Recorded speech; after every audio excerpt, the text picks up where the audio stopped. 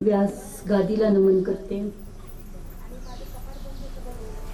आणि आजच्या कथेची सुरुवात आपण नेहमीप्रमाणे आद्य देवता श्री गणेशाच्या वंदनाने करूया.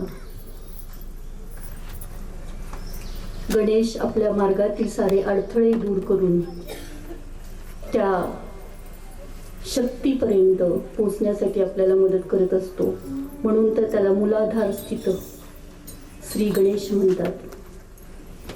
अशा या विनायकाला आपण नमन करूया आणि सारे मिळून त्याला भजूया.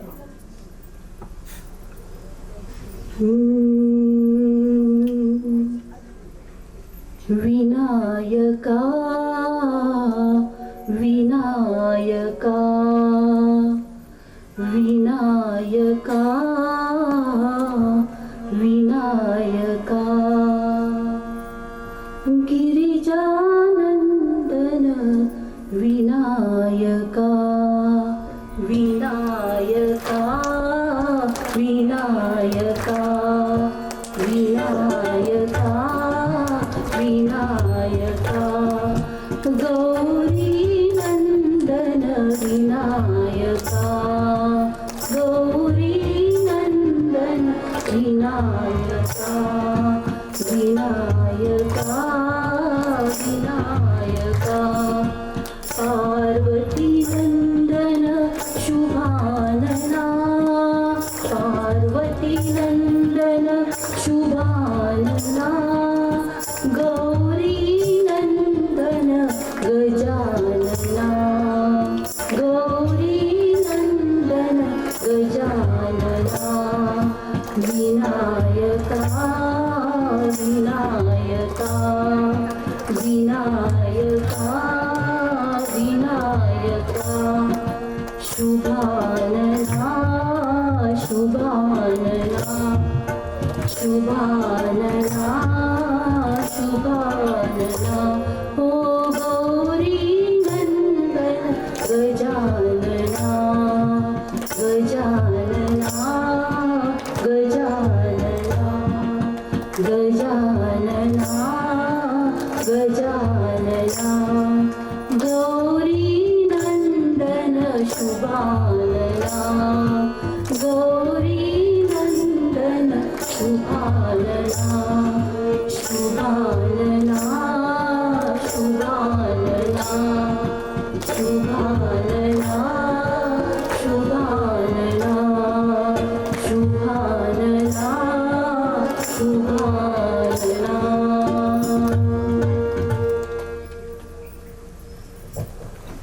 त्या गणेशाच्या चरणी एक क्षण डोळे बंद करून नमून जाऊया. गजाननाचं सुंदर मुख, सुंदर प्रतिमा आपल्या हृदयात स्थापूया.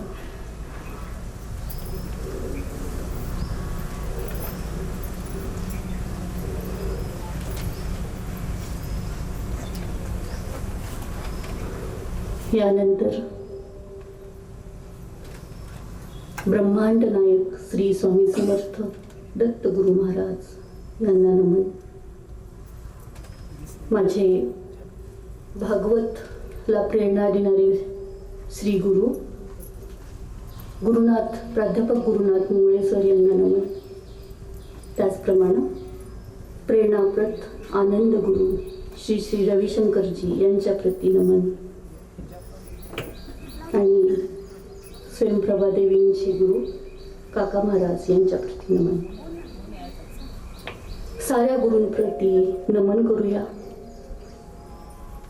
दत्तरायाच्या ठिकाणी गुरूंना मानूया. दत्त गुरूंच्या ठिकाणी गुरूंना मानूया आणि नमन करूया, भजूया गुरुला.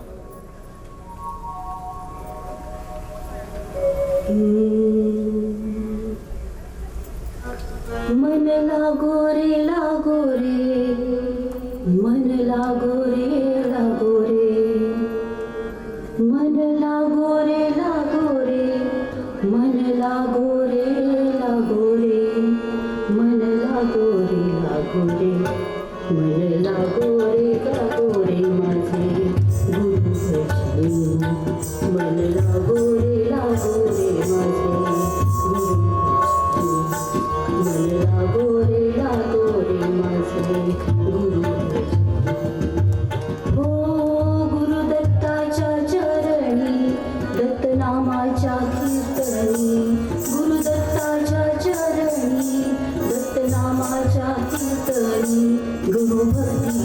भजनी मन लागो रे माझे गुरु भजनी मन लागो रे माझे गुरु भजनी मन लागो रे माझे गुरु भजनी गुरु माझे दत्त दिगंबर ब्रह्मा विष्णू तोची महेश्वर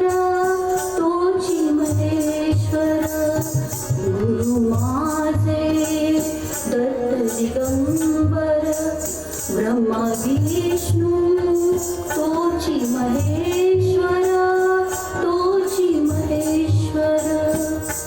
मन लागो रे मन लागो रे मन लागो रे मन लागो रे मन लागो रे मन लागो रे माझे गुरु भजनी मन लागो रे माझे गुरु भजनी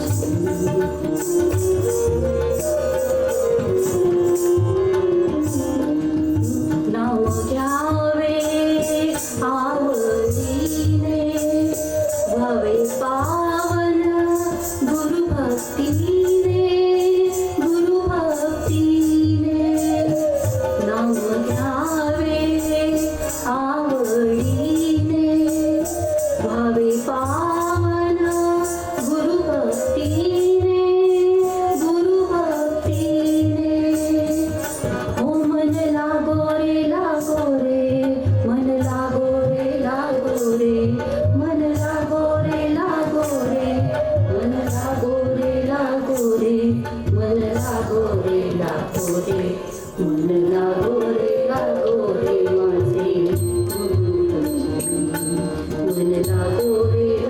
गुरु भजनी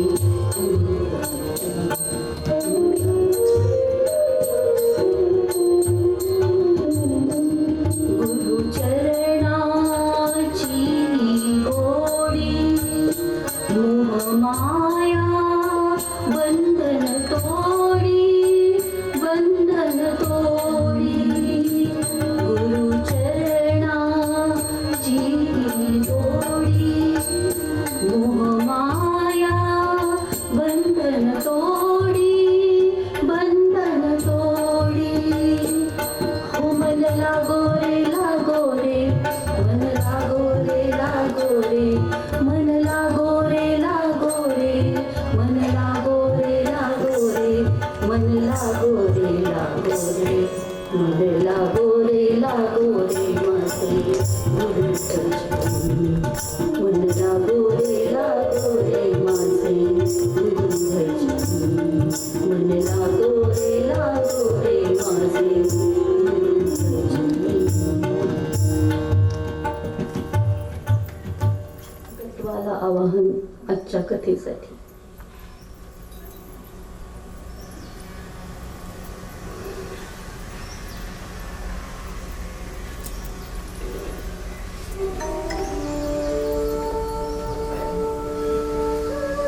ब्रह्मा विष्णू महेश साऱ्यांना माझं नमन नरनारायणांना साऱ्या देवदेवतांना मारुतीरायाला श्रीरामाला श्रीकृष्णाला साऱ्यांना नमन आणि या साऱ्या देवदेवतांची जी प्रेरणा आहे जी चेतना आहे त्या भगवतीला आवाहन करूया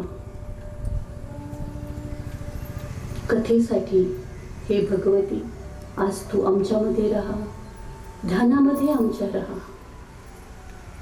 यासाठी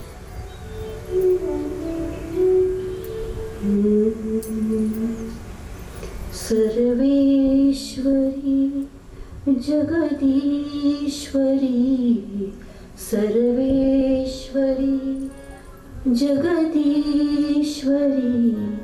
हे मातृरूप महेश्वरी सर्वेश्वरी जगदीश्वरी हे मातृरूप महेश्वरी हे मातृरूप महेश्वरी ममतामयी करुणामयी ममतामयी करुणामयी हे मातृरूप सर्वेश्वरी हे मातृरूप सर्वेश्वरी कृपालिनी जगतारिणी कृपालिनी जगतारिणी प्रतिपल भुवन हृदयेश्वरी प्रतिपल भुवन हृदयेश्वरी नमोहारिणी शुभकारिणी नमोहारिणी शुभकारिणी मनमोहिनी विश्वेश्वरी ओ मनमोहिनी विश्वेश्वरी हे मातृरूप महेश्वरी हे मातृरूप महेश्वरी ममतामयी करुणामयी ममतामयी करुणामयी हे मातृरूप महेश्वरी हे मातृरूप महेश्वरी जगजीवनी संजीवनी जगजीवनी संजीवनी समस्त लोक हृदयेश्वरी ओ समस्त लोक हृदयेश्वरी हे मातृरूप महेश्वरी हे मातृरूप महेश्वरी हे मातृरूप महेश्वरी.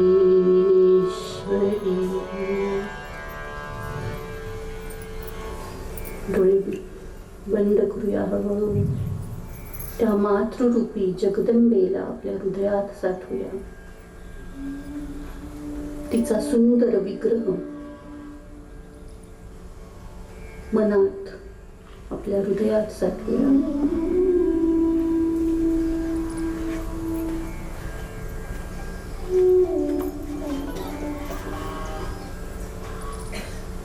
आणि शांत होत जाऊया. प्रत्येक श्वासागणित नमूया. एक दीर्घ श्वास घेऊया आणि सोडून टाकूया. अजून एक दीर्घ श्वास घेऊया आणि संपूर्णपणे त्या मातृतत्वाला ब्रह्मांडाच्या मध्येला शरण जाऊया.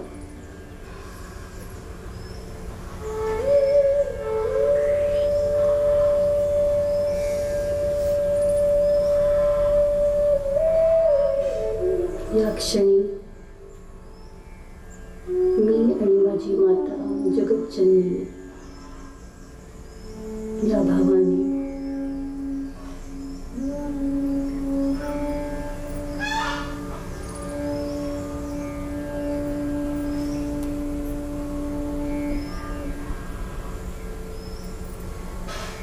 श्वासाकडे लक्ष ठेवून हळूहळू शांत होऊ जाऊया. आणि त्या हृदयामध्ये त्या ज्योती स्वरूप मातेला पाहत पाहत शांत होऊया.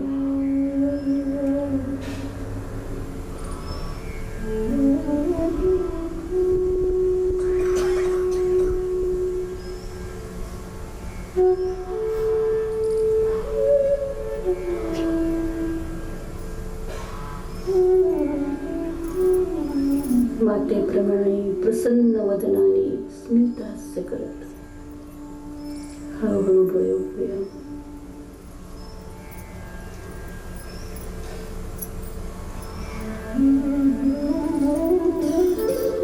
जगदंब उदयस्तु जगदंब उदयस्तु जगदंब उदयस्तु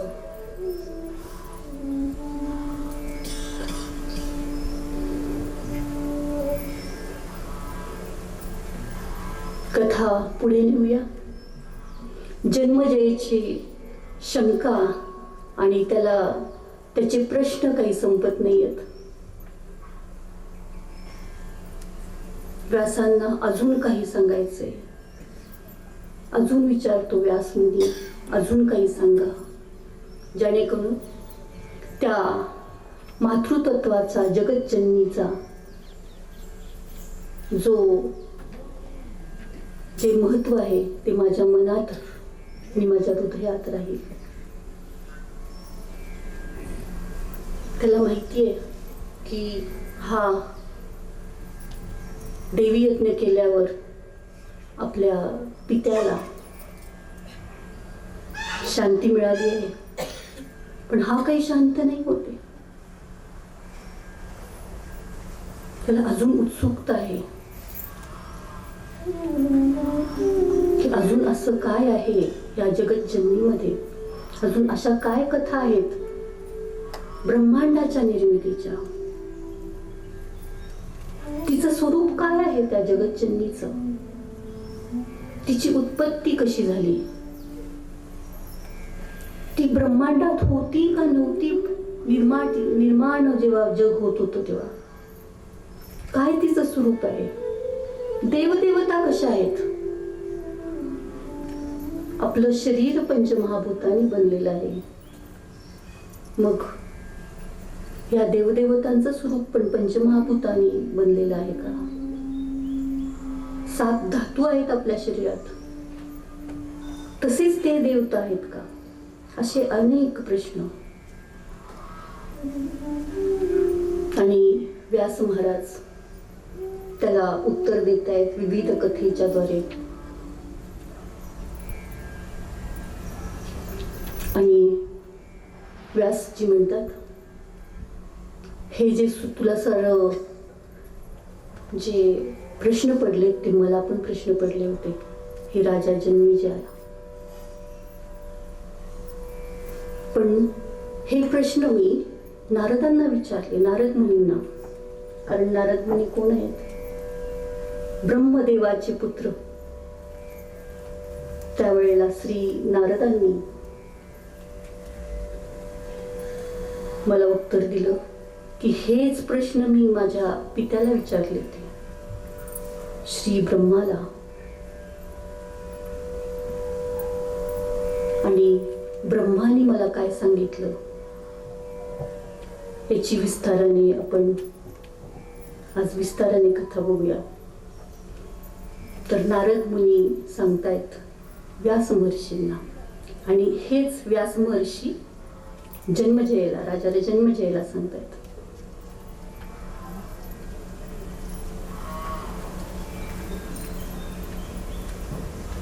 की कित्येक वर्ष कल्पांत जेव्हा होतो विश्वाचा, तेव्हा महाप्रलय झालेला आणि सारीकडे 91 महासागर होता. फक्त पाणी, साऱ्या ब्रह्मांडात पाणी. आणि पूर्वीची जी आपण काल कथा ऐकली मधुकैटपची, त्यावेळेचा पण प्रसंग यात आलेला आहे. ब्रह्मदेव म्हणतात,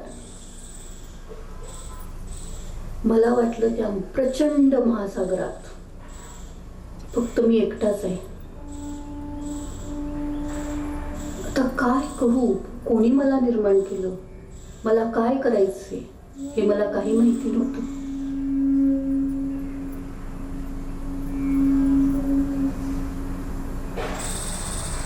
त्याच वेळेला काय झालं, मी त्या पाण्यात खाली खाली उतरत गेलो आणि मला दिव्य असा पितांबरधारी शेषनागावर पोहडलेला एक महापुरुष दिसला, श्री विष्णू.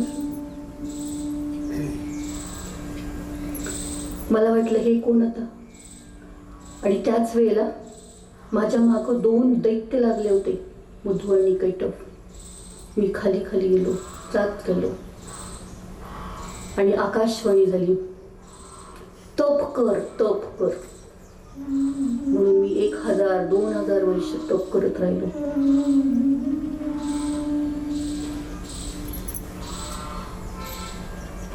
मग अजून आकाशवाणी झाली, निर्माण कर, निर्मिती कर. मला माहिती नव्हतं कशाची निर्मिती करायची. अशा वेळेला ते मधुकैटक दैत्य माझ्या जवळ येऊ लागले आणि मला वाटलं, हा जो पितांबरधारी जो आहे श्री विष्णू, तोच मला वाचवेल.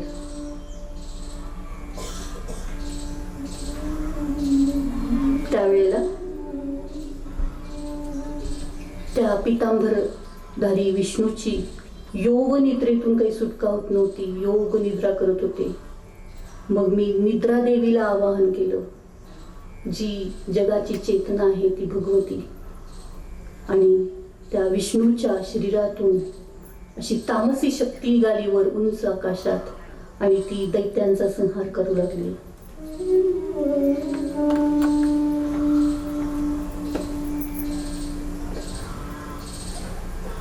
पण श्री महाविष्णू थकले.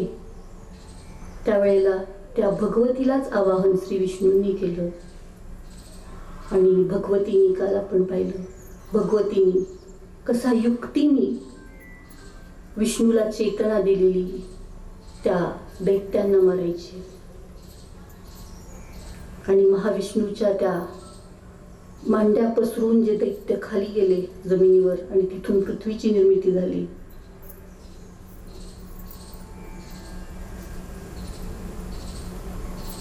आणि त्याच वेळेला रुद्राची पण निर्मिती झाली होती श्री महाविष्णूंच्या भुवयातून.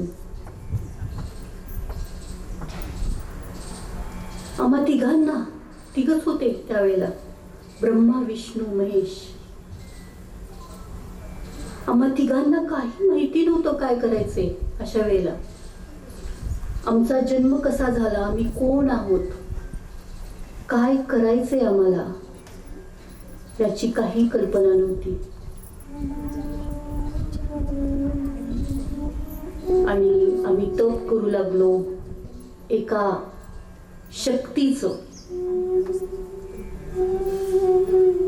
आणि त्या शक्ती प्रकटली आमच्या समोर,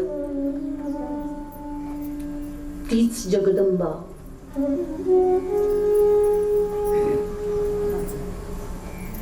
आणि त्या जगदंबेला आम्ही विचारलं, आमचं कार्य काय आहे, आम्हाला काय करायचंय.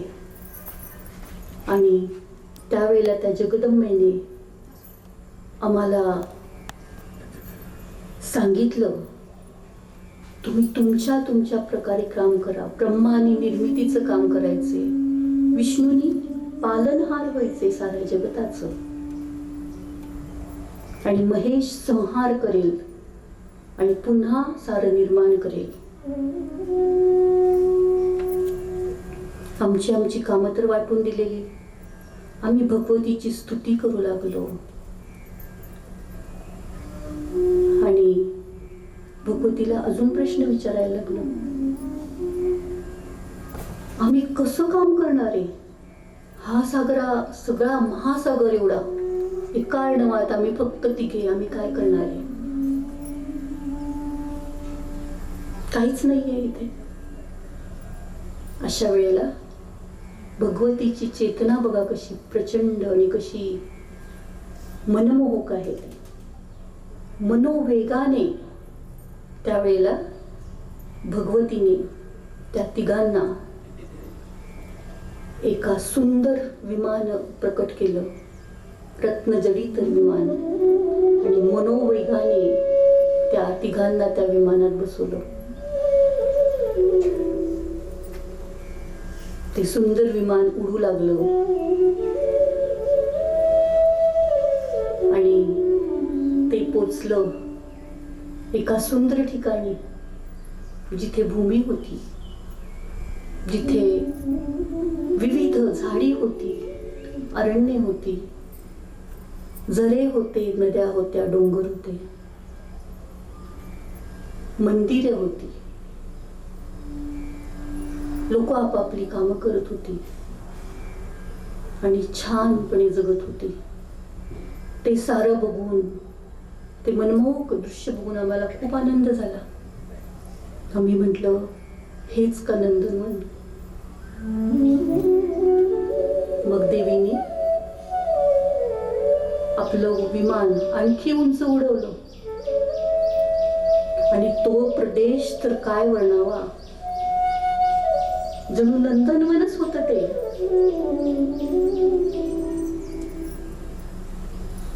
इंद्रादी देव होते तिथे. इंद्राणी बरोबर इंद्र होता, आम्ही पाहिला तो. हत्ती होता, हत्तीवर बसलेला इंद्र होता. यक्ष होते, गंधर्व होते, अप्सरा होत्या, नृत्य करत होत्या. राजमहाल होता इंद्राचा. तो तर अतिशय मनोहारी. हे दृश्य पाहून तुमच्या डोळ्याचं पारणं फिटलं. हेच का ते नंदनवन? हीच का ती पृथ्वी? हीच का ते ब्रह्मांड? आणि मग त्या चेतना शक्तीने, त्या भगवतीने आपलं विमान तिच्या इच्छेनुसार आणखी उंच नेलं आणि आम्ही पोचलो एका सुंदर ब्रह्मलोकामध्ये. आणि तिथे काय पाहिलं आम्ही? ब्रह्माजी सांगतायत, तिथे काय पाहिलं? माझ्यासारखा दिसणारा दुसरा ब्रह्म पाहिला.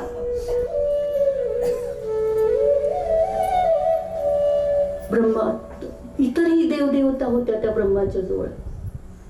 तो तपस्वी होते आणि सारे ध्यान करत होते. हा प्रदेश पाहिला आणि रुद्र आणि सारे चकित झाले. हा तर नवीन ब्रह्मलोक. महाविष्णू आणि रुद्र म्हणाले, हा दुसरा ब्रह्मदेव कसा तुझ्यासारखा दिसणार आहे ते? देवीच्याकडे बघितलं त्यांनी आश्चर्य करत. हे काय पाहतोय आम्ही? देवीने मनोवेगाने आणखी विमान उंच नेलं, विष्णू लोकामध्ये नेलं. तिथं पाहतात तो काय? विष्णू भगवान बघतायत. माझ्यासारखाच विष्णू, दुसरा विष्णू. महालक्ष्मी समेत सुंदर अशी महालक्ष्मी विष्णू बरोबर होती.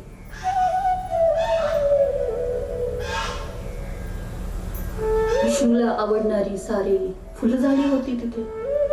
सुंदर प्रदेश होता. धनधान्याची बहार होती, सुखशांती होती.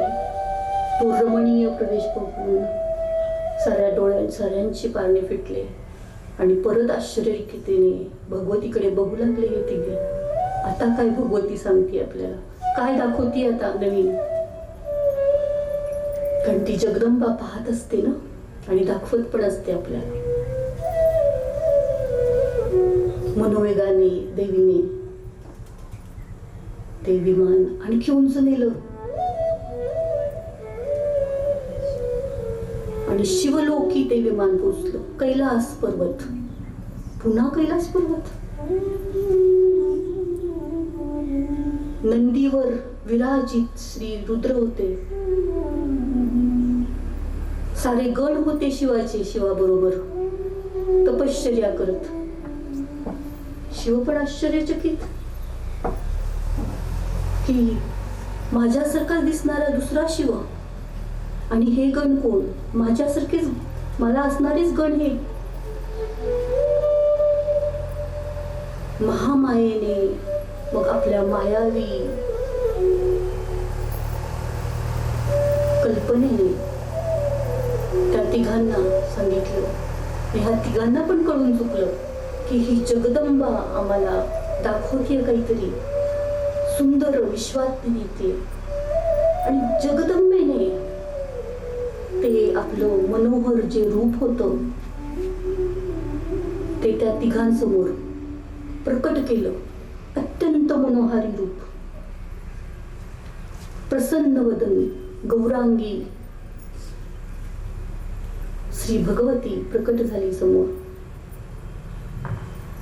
सुंदर आभूषण घातलेली, सुंदर पातळ नेसलेली, कमरपट्टा घातलेली, बाजूबंद घातलेली,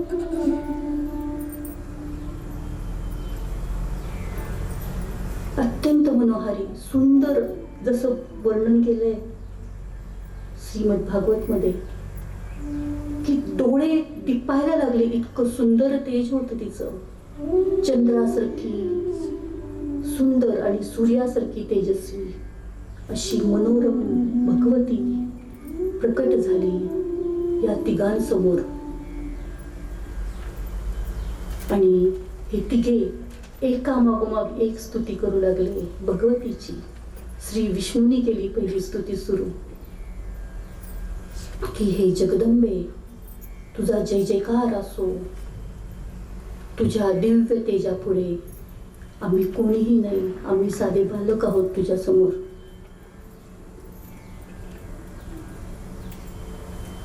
आणि तूच आम्हाला तू महामाया आहेस, तूच आम्हाला या मायेत गुंतवलेस आणि तूच आम्हाला या मायेतून बाहेर काढणार आहेस. हे महामाये तुझा उदो उदो. अशा रीतीने त्या सुंदर भगवतीचं जगदंबेचं स्तवन करू लागले हे तिघे जण.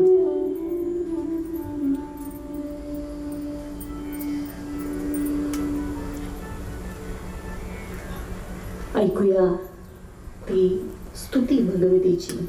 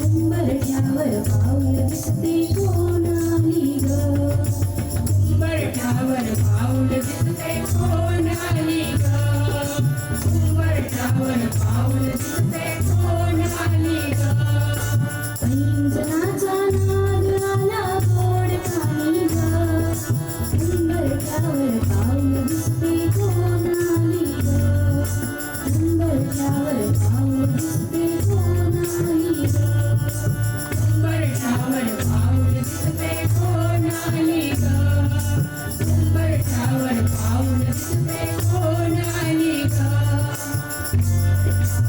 उंबरठ्यावर पाऊल दिसते कोणाली ग, उंबरठ्यावर पाऊल दिसते कोणाली ग, उंबरठ्यावर पाऊल दिसते कोणाली ग. तर ही कोण प्रकटली होती?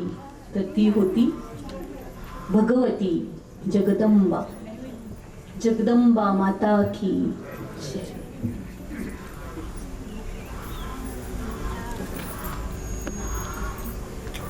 पुढचा प्रसंग आपण कथाचा पुढे घेण्याआधी मला आज सांगावं वाटते की या भगवतीची सेवा करणाऱ्यांना देवी जशी भरभरून देते तसंच दानधर्म, दुसऱ्यांचं दुःख समजून घेऊन त्यांना मदत करणाऱ्यांना ही भगवती खूप भरभरून देते. म्हणून या कार्यक्रमाच्या मध्यावर कथा पुढे नेण्याच्या आधी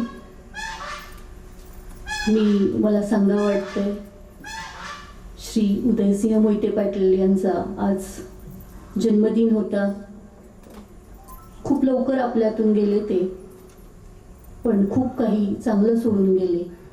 चांगलं कार्य जे आनंदी गणेश ट्रस्टच्या वतीने होत आहे ते, आणि त्यांचेच दोन्ही चिरंजीव, दोन्ही सुना आणि माझ्या भगिनी स्वतः स्वयंप्रभा हे काम छान पुढे नेत आहेत. आणि दरवर्षी काहीतरी दानधर्म नव्हे, प्रत्यक्ष सेवा त्या करत असतात.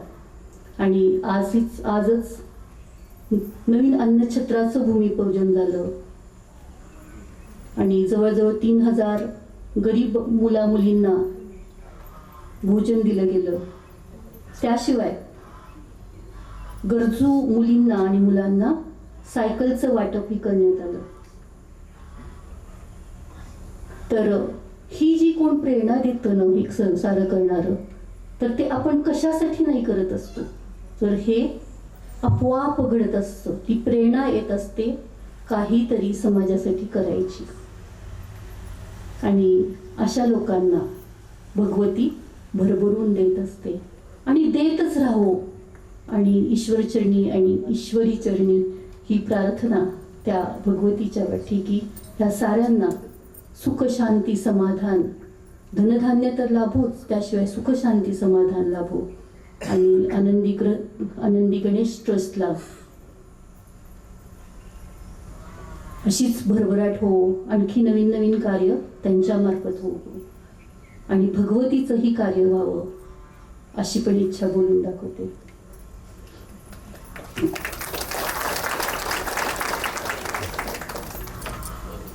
कथा पुढे नेऊया.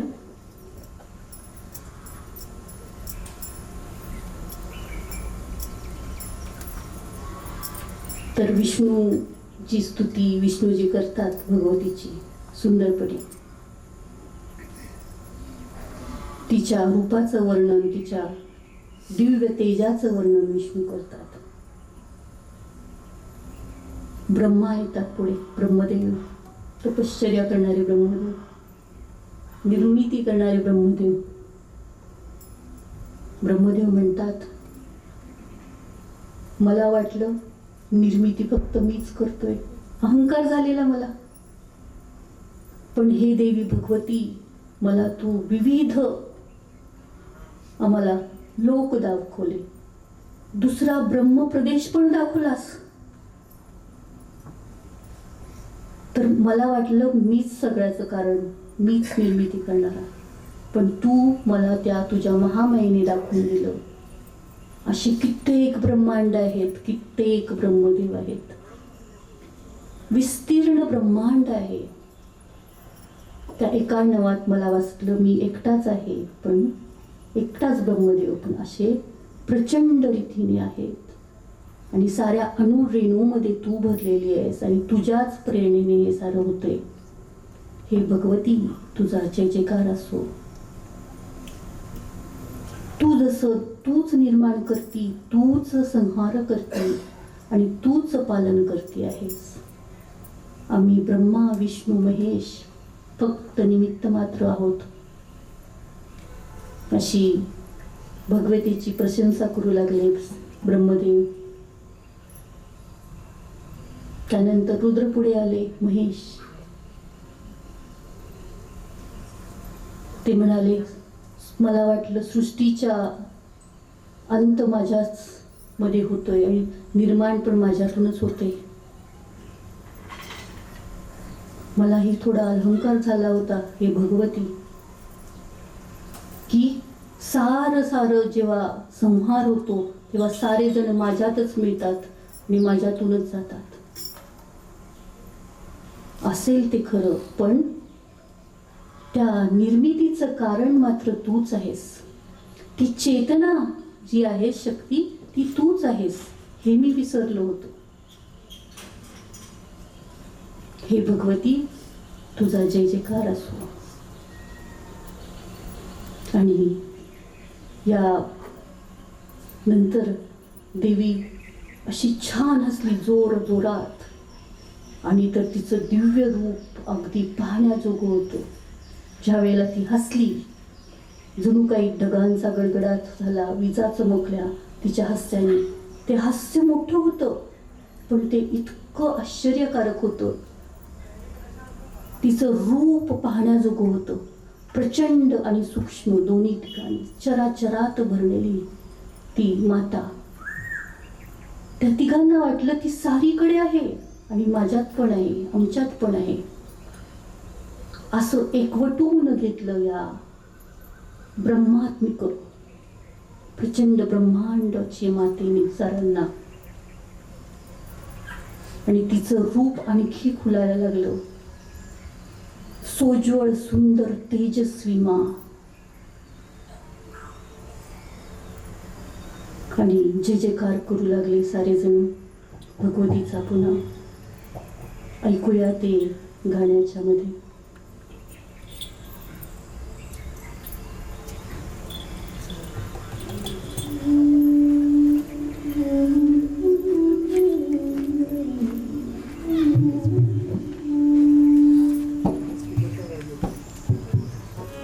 सावरी सावरी अंबाबाई पैठणीचा खोड.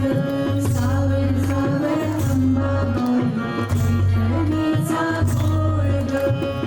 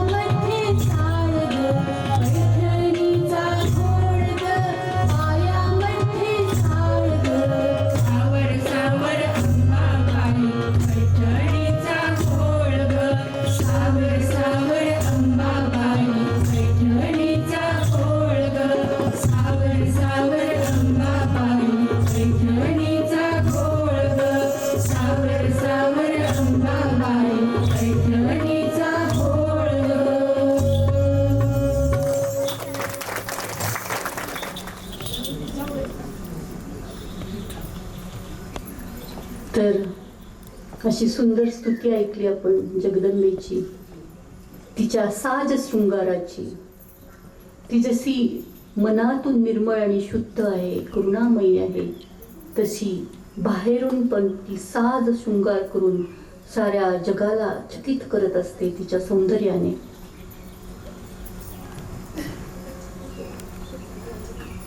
अतिशय करुणामयी माता.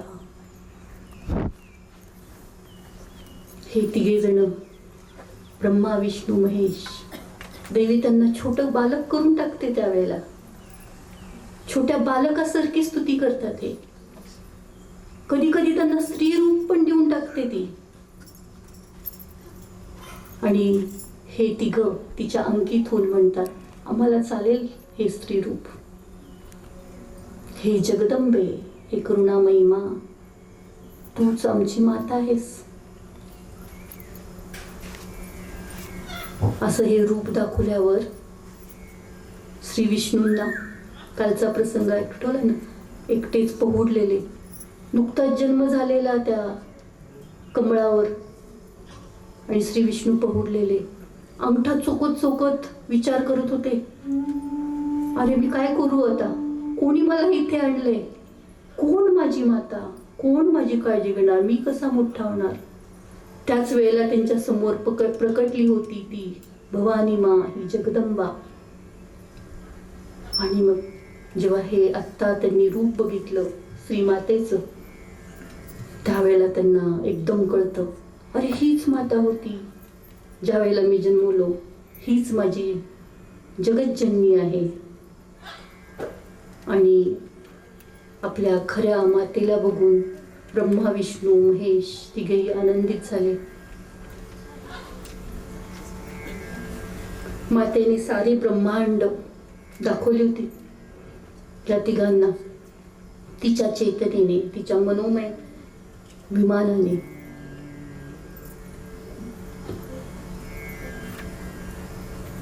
आणि हे पण दाखवलेलं की साऱ्या ब्रह्मांडामध्ये, ब्रह्मांड किती प्रचंड आहे हो, ब्रह्मांडाची कल्पनाही करता येत नाही. हे ब्रह्मांडाचं निर्माण होतं ज्या वेळेला हे तिघं आले, आणि निर्माण करते, पालन करते आणि संहार करते. जगनिर्मिती कशी होत गेली याचं सुंदर वर्णन सगुण रूप देऊन केलेले आहे इथे. ती चेतना होती, त्या चेतनेला वाटलं आणि झालं, आणि जगनिर्मिती झाली. अणु रेणू मध्ये ती चेतना भरलेली आहे. तीच साऱ्यांचं कारण आहे जगताचं. ती कारण रूपा आहे. तीच आपल्याला साऱ्यांना सामावून घेते आणि तीच उत्पन्न करते. आणि ब्रह्मांड असं विस्तारत जाते. लवचिक आहे ते, स्थिर नाही. म्हणून आपला मनाचा वेग पण स्थिर नाहीये. मन विस्तारत जाते जसं ब्रह्मांड विस्तारत जाते. आपल्या मनोमय विमानातून हेच देवीने दाखवलं की किती प्रचंड आहे सारं. अणुरेणूत व्याप्त आहे मी. तिच्यातूनच आपण सारे झालेलो आहे, तिच्यातच पुन्हा सामील होणार आहे. आपण एवढंच आहोत, एवढंच अणुरेणू. ब्रह्मांडाची कल्पना केली तर एक छोटासा तिळा एवढा पण कळ नाही. तिळाच्या किती हजारपट कमी एवढेशे आहोत आपण. पण आपल्याला काय वाटतं, साऱ्यांनाच वाटतं. जसं त्या डबक्यातल्या बेडकाला वाटतं की हेच माझं जग आहे एवढंच. आपल्याला वाटतं की जग एवढंच आहे, पण ते प्रचंड आहे. आपण एवढेशे आहोत. त्या आदी मायेने ऍक्च्युली तिच्याच मायेने सारं झाकून ठेवले हो. ती हृदयात तेवणारी ज्योत आहे ना, ती झाकली गेलीये आपल्या अहंकाराने, आपल्या तिच्याच मायेने. तिने दिलाय तो अहंकार आपल्याला. ती जी झाकली गेलेली ज्योत आहे ना, ती दूर करायला पण तीच सक्षम आहे. तिचीच आराधना करायची त्याच्यासाठी. जिथून आलेलो आहोत तिथे पूर्णत्वाने पुन्हा तिथे पोचण्यासाठी सारं सारं काही सोडायचंय, जीवन मुक्त व्हायचंय. आपण बघितलं तो जनक राजाची जीवनमुक्ती पहिल्या दिवशी, जीवनमुक्त अवस्था ती तीच देते आपल्याला. आपण बंधून गेलोय जीवन चक्रात, संसार चक्रात. पण पहा तो जनक राजा किती छान शासन करतोय, पण तरी पण जीवन मुक्त आहे, कुठल्याच कर्मात बांधला गेला नाहीये.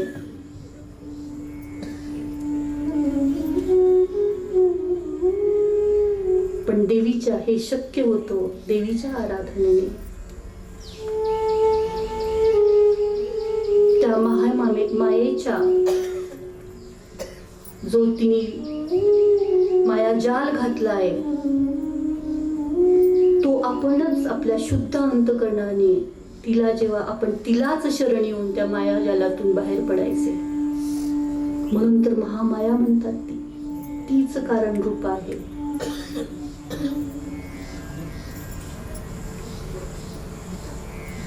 कथा पुढे नेऊया. त्याच्या आधी परत 2 मिनिटं मोजून 3 मिनिटं ध्यान करूया त्या जगदंबेचं. शांत होऊया. त्या मायाजाल आहे ना, त्याच्यातून बाहेर व्हायला ध्यान खूप मदत करतं. डोळे बंद करू. एक दीर्घ श्वास घेऊया आणि सोडून घेऊया.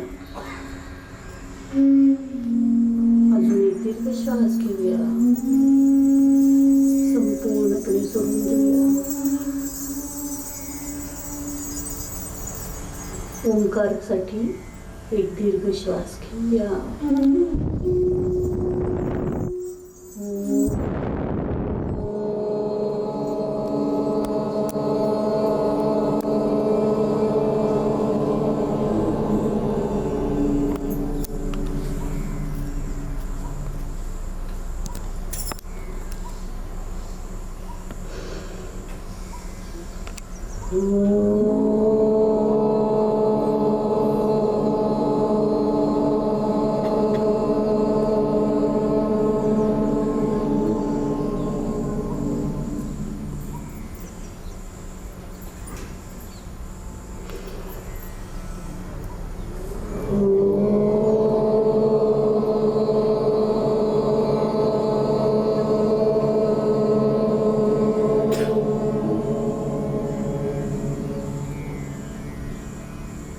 शांत होऊया.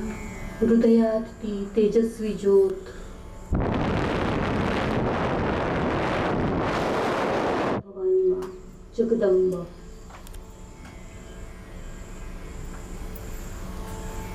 आणि श्वासागणिक शांत शांत होऊया. श्वासावर लक्ष ठेवूया, श्वासाबरोबर राहूया आणि शांत होऊया. जणू काही मी त्या जगदंबेच्या गर्भात आहे, विश्वमातेच्या, आणि मी सुरक्षित आहे या भावनेने शांत होत जाऊया.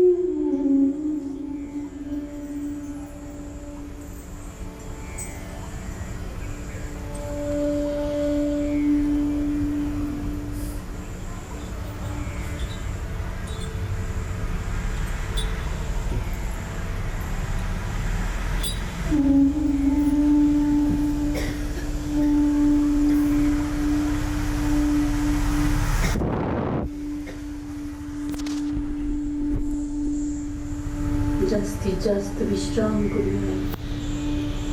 जेवढा शांत आणि जेवढा विश्रामच्या जवळ जातो आपण,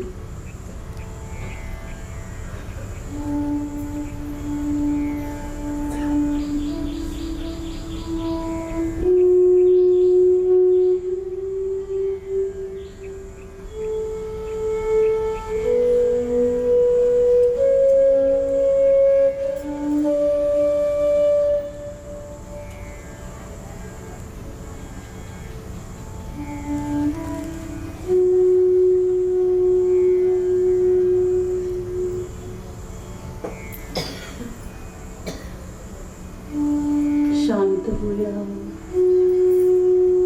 आपल्या आपणात राहूया. या क्षणी मी आणि माता, फक्त मी आणि माझी माता.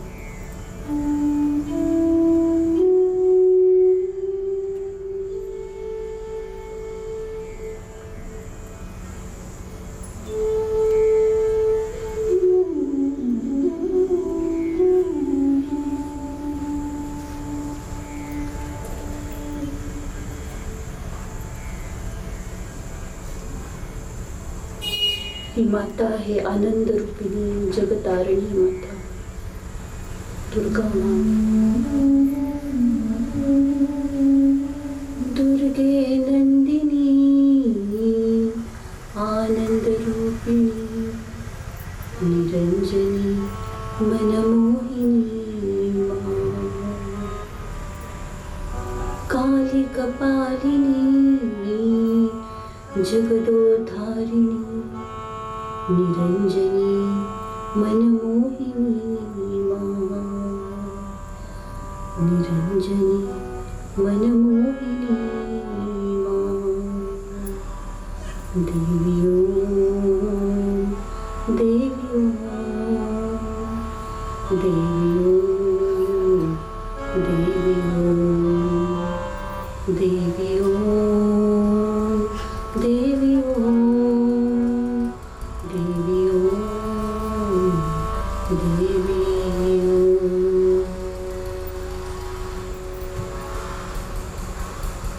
प्रसन्न वदनाने, मातेसारख्या प्रसन्न वदनाने शांत होऊया आणि हसत हसत डोळे उठूया.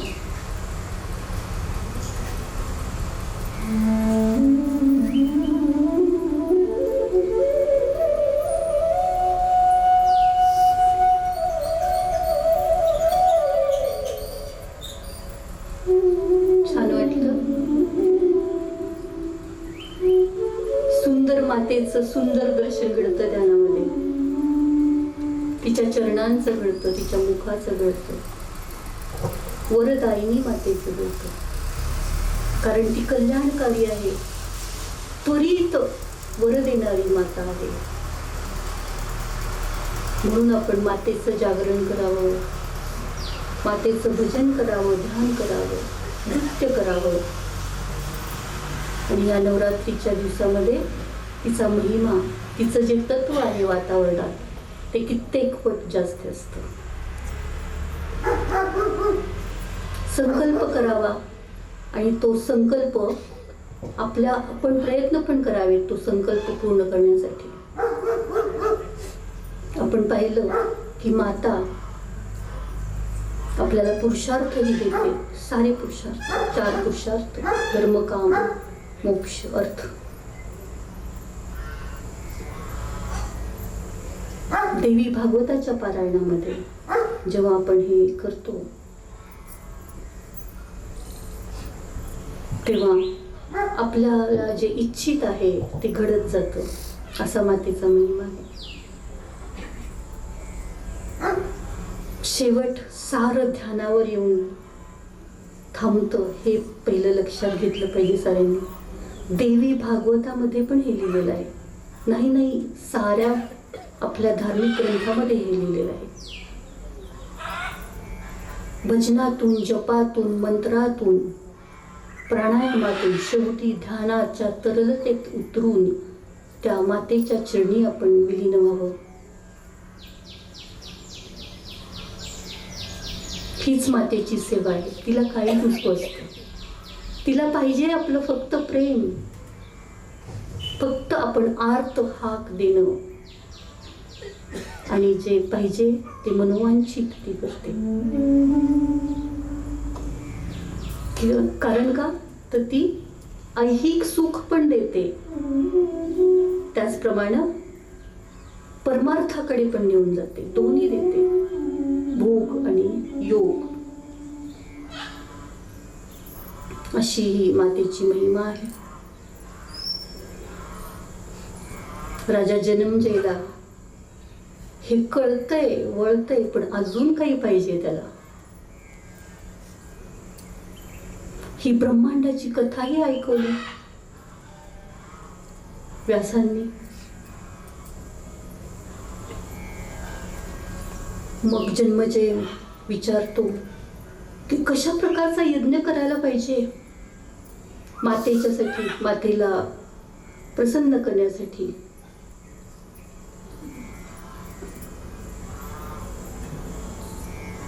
व्यासजी सांगतात की यज्ञ राजसी असतो, सात्विक असतो, तामसी असतो. जसे त्रिगुण आहेत ना, रज, तम आणि सत्व, तसेच त्या त्रिगुणात्मक यज्ञ असतात. हवनकुंडामध्ये मातेसाठी जे घ्यायचं आपण हरिद्रा द्रव्य सारं जे घालतो तो यज्ञ. जो सात्विक यज्ञ असतो ना, तो खूप कमी लोकांना जमतो असं भागवतामध्ये लिहिलेलं आहे. अगदी उच्च कोटीला गेलेले ऋषीमुनी ते करू शकतात, अत्यंत सात्विक. पण सारे लोक राजसी यज्ञ बरेच सारे लोक आपल्यासारखे करू शकतात, कारण त्याच्यात रजस भाव जास्त असतो. काहीतरी पाहिजे आपल्याला, या हेतूने आपण करतो. तामसी यज्ञ हा काही लोक करतात जे वाईट मार्गाने पैसे कमवतात, वाईट मार्गाने द्रव्य मिळवतात आणि तेच द्रव्य या यज्ञासाठी खर्च करतात. त्याला तामसी रीतीने केलेला यज्ञ म्हणतात. पण पुढे व्यासजी बघा काय सांगतात. सारं काही मनाकडे येऊन पोचतं ना, तसं सांगतात.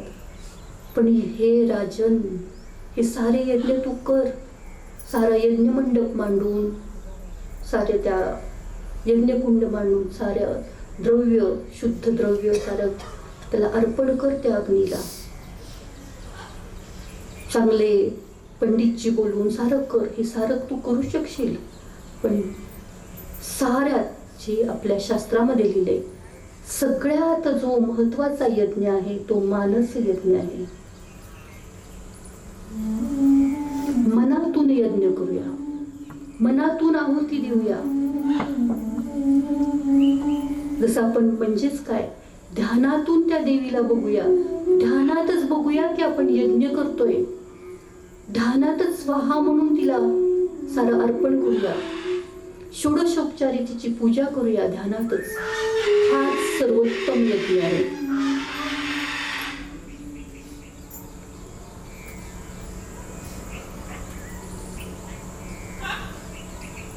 कलियुगात असं म्हणतात की सारे जण हे करू शकत नाहीत, है ना? पण करू शकतात. आता आपण सारे करू शकतात. म्हणून जास्तीत जास्त मानस पूजा, मानस यज्ञ, ध्यान धारणा, जे माझे गुरुदेव पण साऱ्या जगात त्याचा संदेश देत असतात, ध्यानधारणेचा, आनंदाच्या मार्गाचा करून पाहूया सारे. नाही तो संकल्पच घेऊया की रोजच आपण ध्यानाद्वारे, प्राणायामाद्वारे त्या भगवतीपर्यंत पोचायचा प्रयत्न करूया. आपलं अंतःकरण शुद्ध झालं, आपलं अंतःकरण आनंदी झालं तर काय शक्य नाहीये. पारिवारिक अडचणी, पारिवारिक हेवेदावे, सामाजिक हेवेदावे, हे सारं काही नष्ट होऊ शकतं ना. फक्त आपल्याला तिला समजून घ्यायची गरज आहे. आपल्यालाच भगवती प्रमाणचं सूक्ष्म रूप आपल्यात आणायची गरज आहे.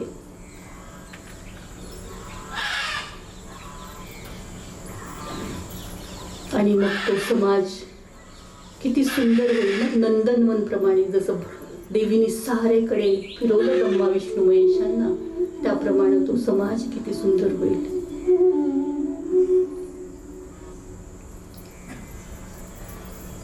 मानस यज्ञ सांगतात की छान यज्ञ आहे असं सांगतात व्यासजी जन्मजयला. आणि त्रिगुणाचं पण देवी कशाने बनलेली आहे आता हे सांगतात की त्रिगुण सर्वत्र भरलेले आहेत. सत्वगुण फक्त सत्व नसतो, सत्वमध्ये ते बाकीचे 2 गुण असतात. तमोगुण फक्त तमो नसतो, त्याच्यात दुसरे पण 2 गुण असतात. तर हे गुणांचं मिश्रण आहे सर. अवघड आहे त्यांना वेगळं करणं एकमेकापासून. फक्त हा जो आपला मायाजाल आहे तो हटवणं गरजेचं आहे. मगच आपण त्या गुणांना तसे शुद्ध करू शकतो, एकमेकापासून वेगळे करू शकतो. म्हणून म्हणतो ना आपण त्रिगुणात्मक मूर्ती. 3 गुण एकमेकात मिसळले गेलेले आहेत. सरस्वती, महालक्ष्मी आणि महाकाली. सत्व, रज आणि तमगुणांचं मिश्रण. शुद्धतेची मूर्ती, सत्वगुणाची मूर्ती म्हणजे ती सरस्वती माता. शुद्ध, पवित्र, सारं सुख देणारी, धनधान्य संपत्ती देणारी रजोगुणी माता श्री महालक्ष्मी. राजस गुण. आणि महाकाली भयंकर दिसणारी, संहार करणारी आणि तेवढंच देणारी, पुन्हा देणारी ती तमोगुणी माता श्री महाकाली.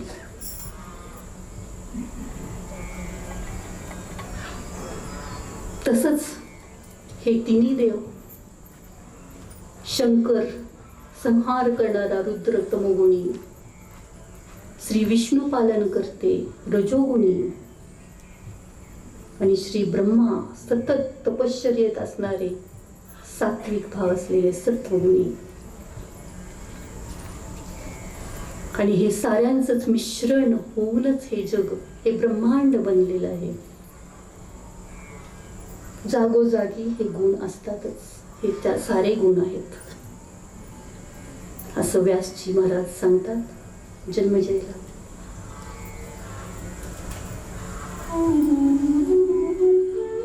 कथा पुढे नेतात, कारण त्याच्या शंका काही दूर होत नाहीत राजाच्या.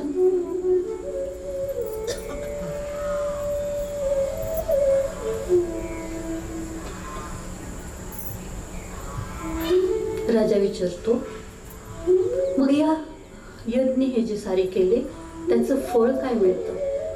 नवरात्रीला करा किंवा शुक्रवारी करा, याचं काय फळ मिळतं?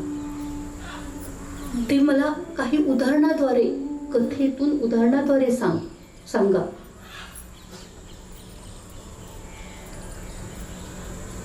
मग व्यासजी महाराज म्हणतात, असेच नैमिषारण्यातच सारे ऋषीगण नैमिषारण्यात जमतात. कारण का? नैमिषारण्यामध्ये कलीचा प्रवेश होऊ शकत नाही. तिथे बसलेले असतात आणि अशा वेळेलाच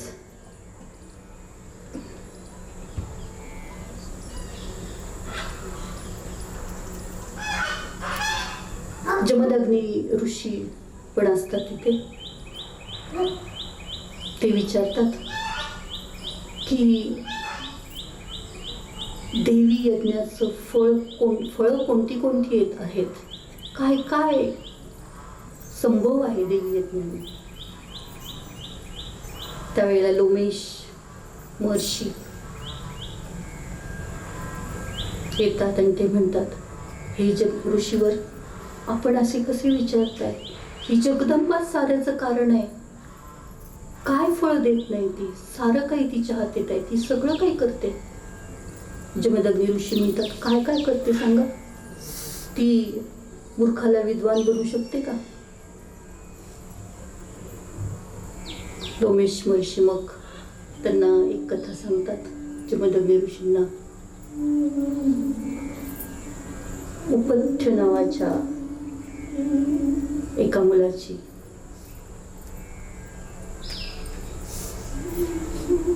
एका राज्यामध्ये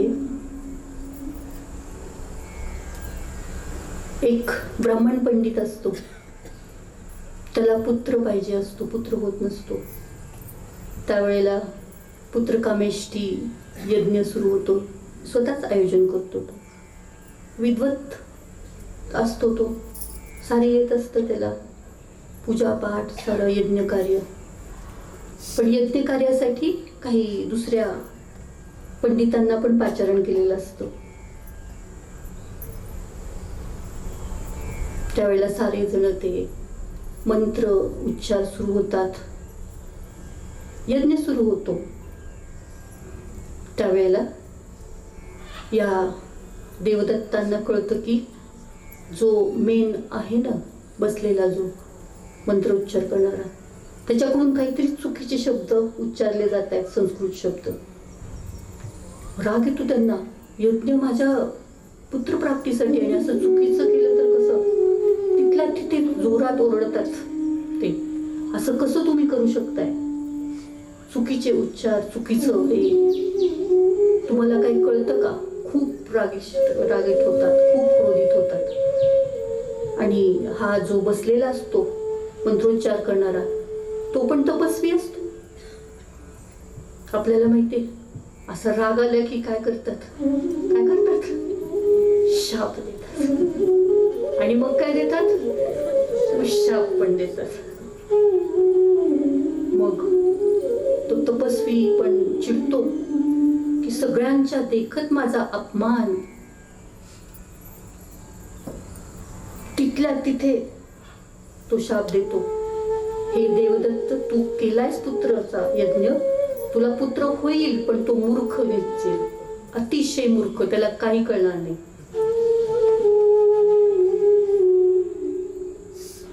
त्याला स्वतः पण काही करता येणार नाही, इतका बुद्धू आणि इतका मूर्ख होईल तो. असा शापवाणी ऐकल्यावर मग देवदत्तांना च्या डोक्यात प्रकाश पडतोय, रे मी काय बोललो ह्याला. ते लगेच सांगतात, लगेच म्हणतात, माफी मागतात, क्षमा मागतात, क्षमा याचना करतात, प्लीज उशाप पाहिजे मला ह्याच्यावर. मग हे पण तपस्वी, त्यांना पण तोपर्यंत राग त्यांचा आवरलेला असतो. रागाच्या भरात काय काय बोलतो आपण.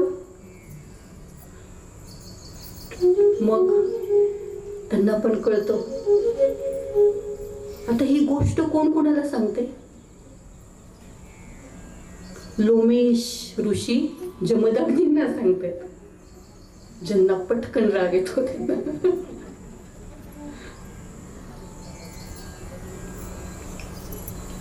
तर मग उशाप, ठीक आहे, त्याला कळतं की आपल्याकडून पण शाप दिला गेला, असा नाही दिला पाहिजे. मग उशाप देतात ते तपस्वी ब्राह्मण की ठीक आहे, तो मूर्ख नसेल, पण कालांतराने तो मोठा विद्वान आणि मोठा कवी होईल, असा उशाप देतात. पुत्र होतो ह्यांना, देवदत्तांना. उपथ्य नाव त्याचं ठेवतात. काही कळत नसतो, काय बडबडतो ते पण कळत नसतो. आधी तर बोलता येत नसतं निधड, काय बोलतो, मूर्खासारखा वागतो. त्याला काही संध्यादी कार्य स्वतः करणं पण जमत नसतं. मग लोक त्याला वेडा म्हणून चिडवत असतात. त्यांना खूप वाटतं ऋषीजींना की असं, देवदत्तांना की असं का व्हावं या बिचाऱ्या ह्याच्याबद्दल. पण एक होतं बरं का, तो नेहमी सत्य बोलायचा. जे काय आहे ते खरं, असं खोटं कधी बोलायचं नाही हा मुलगा. जरी त्याला काही कळत नव्हतं, म्हणजे हिशोब कळत नसेल, काही वेदातलं कळत नसेल, काही भाषाचं जे पाठांतर असेल ते कळत नसेल, पण तो खोटं कधी बोलायचं नाही. म्हणून लोक त्याला सत्यव्रत पण म्हणायचे, चिडवायचे पण सत्यव्रत पण म्हणायचे. मोठा होतो हा, तरुण होतो, आणि मग वाईट तर वाटत असतं. मूर्ख आहे म्हणून काही भावना नाहीत असं थोडं आहे, त्याला पण भावना आहेत ना. त्याला खूप वाईट वाटतं, लोक आपल्याशी टिंगल करतात. मग तो म्हणतो पिताश्रींना, मी जातो आणि नदी किनारी जाऊन कुटीर बांधून राहतो मी एकटा. तप पण करता येत नसतं, तप काय करणार तिथं राहून, जे मिळेल ते खाईन, असं करीन. तो जातो नदी किनारी वनामध्ये, तिथे कुटीर बांधून राहतो जंगलामध्ये. जे मिळेल ते खात असतो, जंगलातली फळं, आणि गुजारा करत असतो स्वतःचा. अशा वेळेला काय होतं, एकदा एक भिल्ल, सगळे भिल्ल लोक राहत असतात तिकडे, एका रानडुकराचा पाठलाग करत तिथे येतो आणि ते तिच्या भीतीने ते डुक्कर आहे ना, रानडुक्कर, ते त्याच्या कुटीरच्या मागे जाऊन लपतं आणि ह्याला कळतं उपथ्याला की त्याचा पाठलाग करत भिल्ल आलाय. भिल्ल त्याच्या समोर उभा राहतो. हा तर ब्राह्मण पुत्र असतो. म्हणतो, भिल्ल नमस्कार करतो, हे पंडित, तुम्ही त्या रानडुकराला पाहिलं का इथे? मला कृपया करून मला त्याला सांगा कुठे आहे तो. त्यावेळेला देवी भागवतात असं संस्कृत मध्ये लिहिलेलं आहे. हा देवदत्त म्हणतो, या जिभेनी काही पाहिलं नाहीये आणि या डोळ्यांनी काही चाखलं नाहीये. त्याला काय कळायचं ते कळतं की हा काही सांगणार नाही. तो गयावया करू लागतो, गयावया करू लागतो की प्लीज सांगा हो, कारण माझं सारं कुटुंब खाण्यासाठी आम्हाला हे लागतं. सारं कुटुंब त्या खाण्यावर अवलंबून असतं. त्याच्या सारं कुटुंब भुकेलं आहे. पण तो काही सांगत नाही. असं सांगितल्यावर तो भिल्ल मागे फिरतो. त्याच वेळेला ते जे रानडुकर असतं, ए ए ए असा आवाज करत असतं. हा देवदत्ताला काय कळते? मूर्ख म्हणून म्हणतात ना त्याला. काय कळत होतं? तो पण तेच आवाज काढायला लागतो. अनुस्वार रहित ए आहे. एच्या ऐवजी तो काय म्हणतो? ऐम ऐम ऐम ऐम. सरळ सरस्वतीचा बीजमंत्र ब्रह्मदेव या सत्यव्रताच्या तोंडातून निघू लागतो आणि तो तोच म्हणत जातो. इतक्यादा म्हणतो की त्याच्यात रमणा होऊन जातो ऐम मध्ये, ऐम बीज मंत्रामध्ये.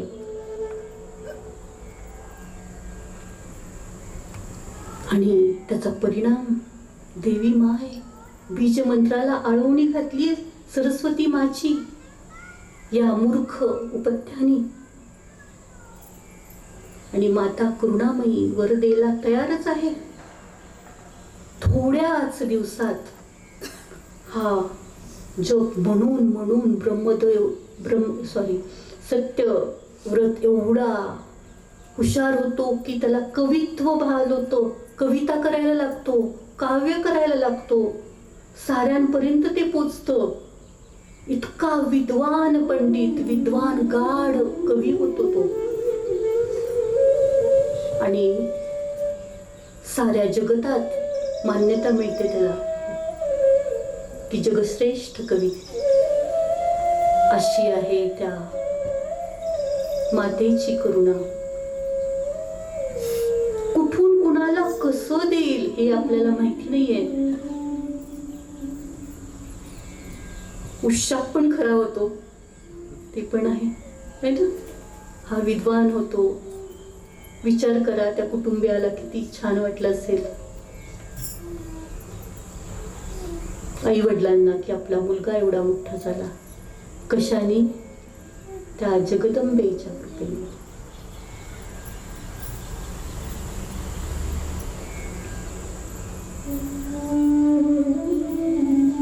तर कर्माची गती अशी असते ना.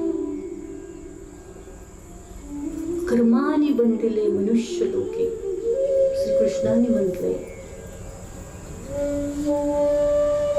पण कर्म करत राहायचं असतं आपण.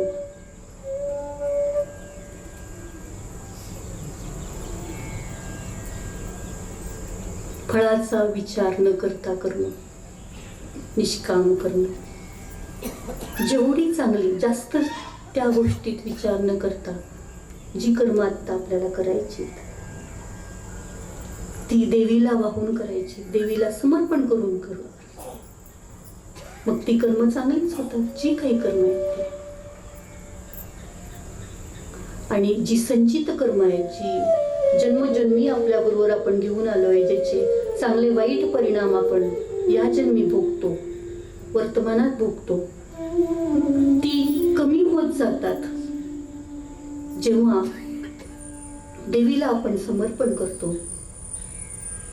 ध्यानातून, मनातून, भावातून ती संचित कर्मा घेऊन आलेलं आहे, त्याची जी फळं आहेत ती नक्कीच चांगली होत जातात जेव्हा आपण अशी उपासना करतो तेव्हा. आणि क्रियामान कर्म, आत्ता जे करतोय आपण कर्म, ते आपले आचार विचार पण शुद्ध होत जातात.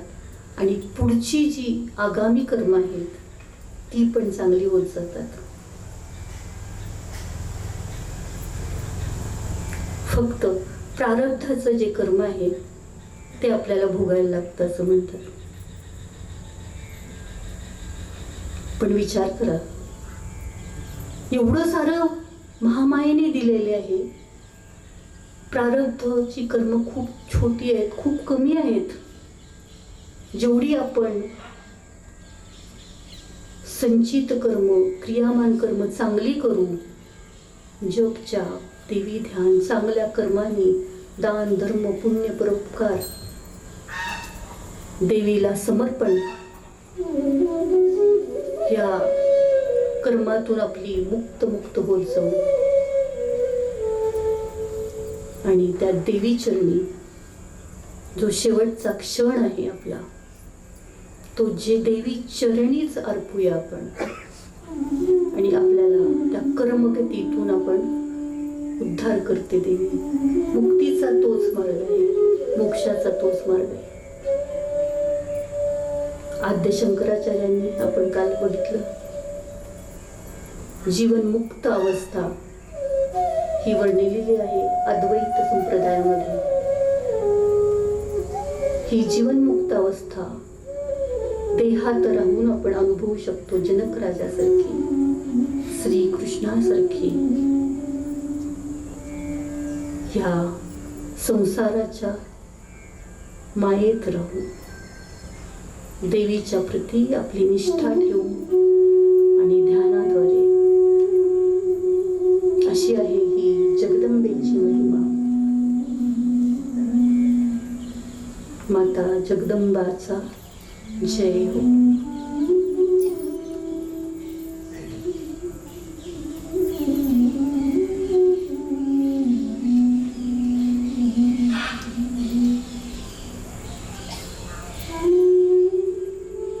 अजून एक कथा पुढे सुरू ठेवूया.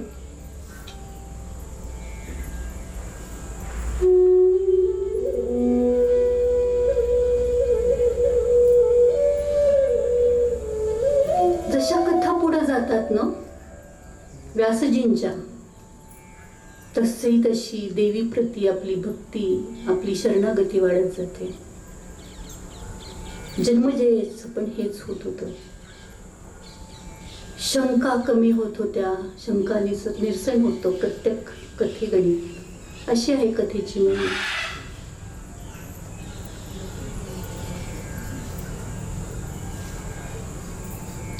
व्यासजी पुढे एक कथानक सांगतात. हे जन्मेजय राजा, तू राजा आहेस म्हणून मी ही कथा सांगतोय तुला. पुढची कथा.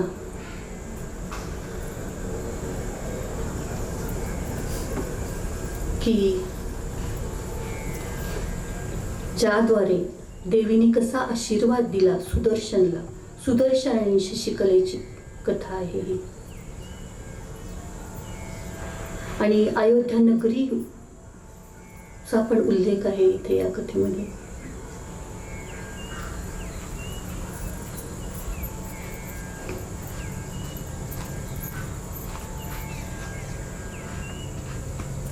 ध्रुव संधी नावाचा एक राजा होता, कोसल देशाचा. त्याला 2 सुंदर राण्या होत्या, मोठी मनोरमा आणि धाकटी लीलावती. छान राज्यकारभार चांगला चालला होता, संसार पण चांगला चालला होता. त्यावेळेला चालायचं सगळं. दोन्ही राण्या सुखी होत्या, राजा पण सुखी होता.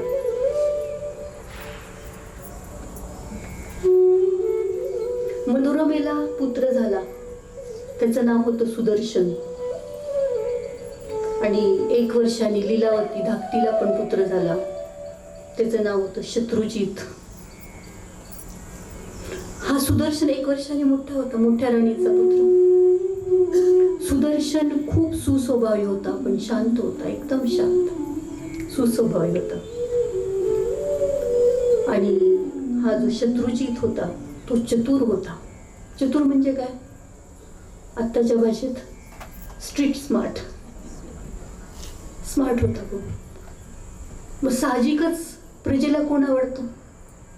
Street smart. त्यांना माहिती होतं हा शांत गंभीर छान आहे, पण हा पॉप्युलर होता. तर काय झालं, एक वेळेला राजे गेले होते शिकारीला. ध्रुव संधी राजे शिकारीला गेले होते एक वेळेला.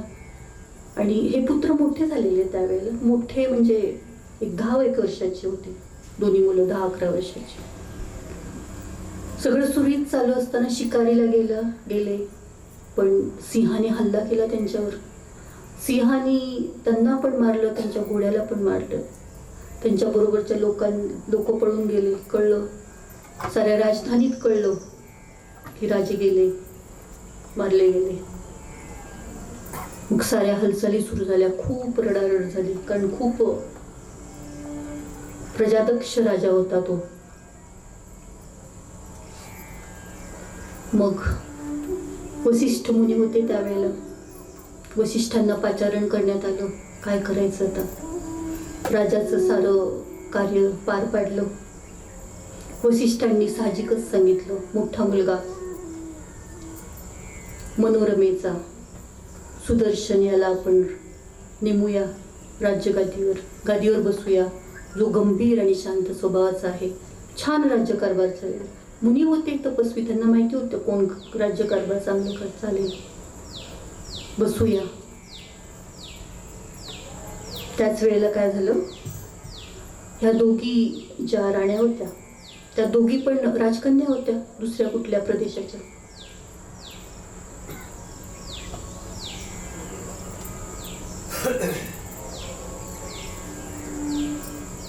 मनोरमेचा पिता होता वीरसेन, कलिंग देशाचा राजा, पहिल्या राणीचा.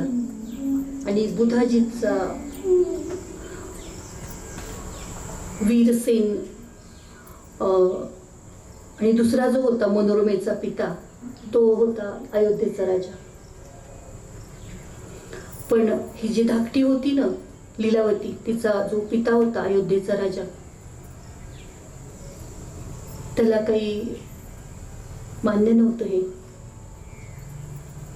की नाही हा जो मुलगा आहे माझ्याच मुलीचा मुलगा राज्यावर बसणार. मग वादावादी झाली, सैन्याची जुळवाजुळव झाली, युद्धाची तयारी सुरू झाली.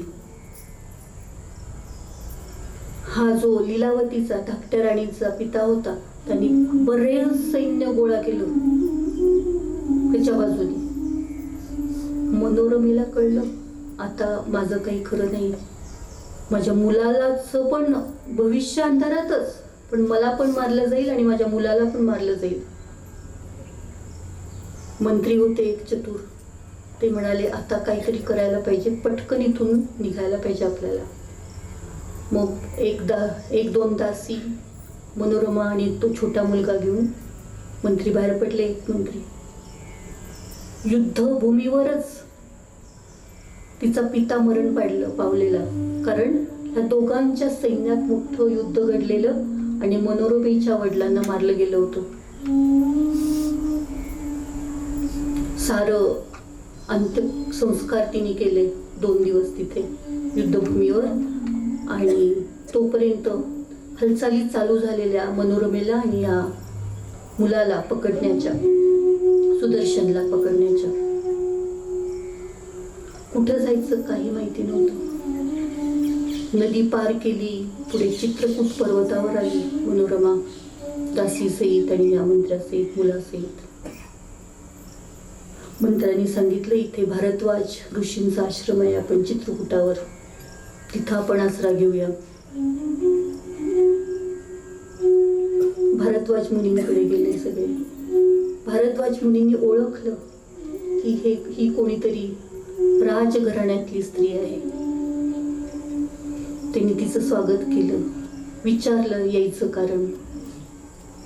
तिने सारं काही सांगितलं, आपली अवस्था, आणि ऋषीजींना विनंती केली, भारद्वाज मुनींना, की माझा मुलगा एवढा छोटा, कुठेही आम्हाला मारू शकताय शत्रूचं सैन्य, आम्हाला आसरा द्या. भारद्वाज मुनींनी पण मान्य केलं, ठीक आहे, माझा एवढा मोठा आश्रम आहे, तू इथे राहा, दासी सहित राहा, मुलासहित राहा. आणि सारे त्यांचे शिष्यगण मुनी सारे त्या छोट्या मुलाची काळजी घेऊन लागले.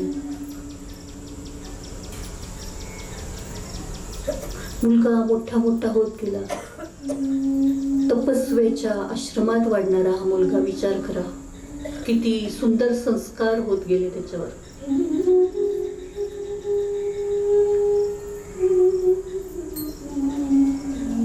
या मुलाला, हा पण देवी भक्त होता, 11व्या वर्षीच त्याला तप करता येत होतं, देवीचं दर्शन झालेलं. इतका तपस्वी मुलगा होता आणि राजबिंडा मुलगा होता हा सुदर्शन. जसं वय वाढत गेलं, तरुण व्हायला लागला हा मुलगा, तो आणखीनच आकर्षित दिसायला लागला. दिसायला तर देखणा होताच, त्याशिवाय तप, त्यामुळं आणखी तिच्यात दिव्यता यायला लागली. दिव्य राजबिंडा तपस्वी असा झाला हा मुलगा.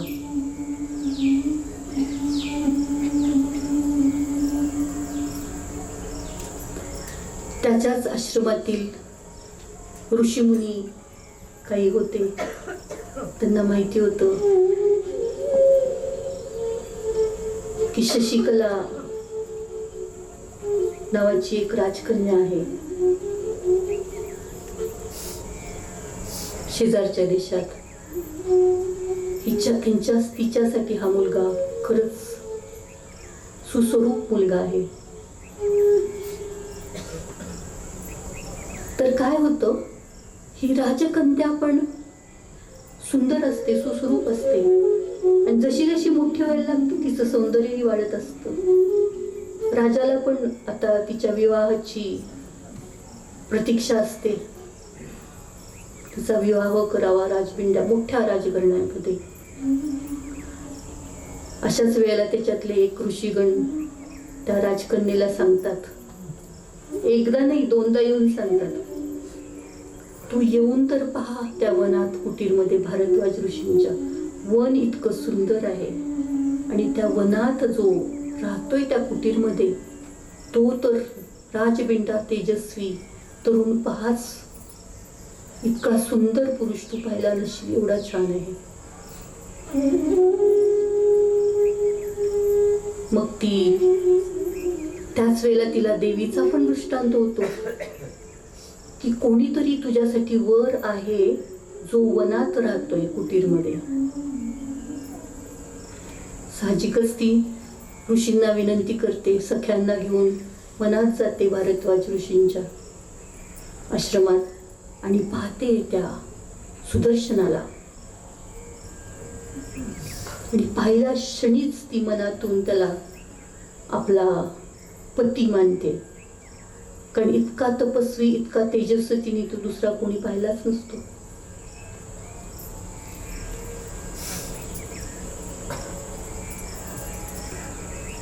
ती घरी येते. थोड्या दिवसांनी तिचे पिताश्री स्वयंवराचा विचार करतात. आता स्वयंवर म्हणजे काय असतं, स्वतः निवडायचा, ते एक स्वयंवर असतं. अजून त्याच्यात अजून एक दुसरा प्रकार असतो, पण लावलेला असतो. तो जो पण कोण जिंकेल तो त्याला ती वरमाळा मिळेल असं असतं एक. आणि इच्छेने केलेलं स्वयंवर असं पण एक असतं, म्हणजे वर नेमलेला असतो आणि तिलाच ती तिथे माळ घालणारी असते. माहिती असतं कुणाला घालणारी ते. ही राजकन्या सांगते शशिकला, मी माझ्या वर नेमलेला आहे. आईवडिलांना सांगते, तो तपस्वी आहे, वनात आहे, तो राजकुमार नाहीये, पण तो वनात राहतोय.